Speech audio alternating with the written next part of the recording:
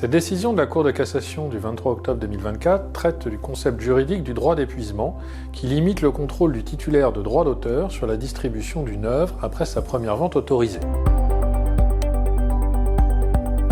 Autrement dit, une fois vendu, le support matériel d'une œuvre peut être revendu.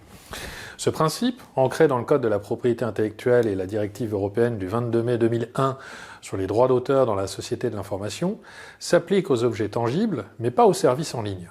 En matière de logiciels, par contre, la directive européenne du 29 mai 2009 relative au programme d'ordinateur, qui est un texte spécial, étend ce droit aux copies matérielles et immatérielles, y compris celles téléchargées via Internet. Une décision récente de la Cour de cassation française, datée du 23 octobre 2024, a rejeté un pourvoi concernant la revente de jeux vidéo numériques sur une plateforme.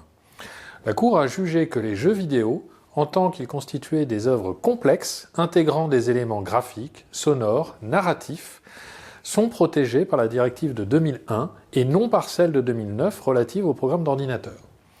Cette décision s'aligne avec la jurisprudence de la Cour de justice de l'Union européenne, notamment les arrêts Nintendo et Tom Cabinet, qui reconnaissent la complexité des jeux vidéo et limitent l'épuisement du droit de distribution aux objets tangibles.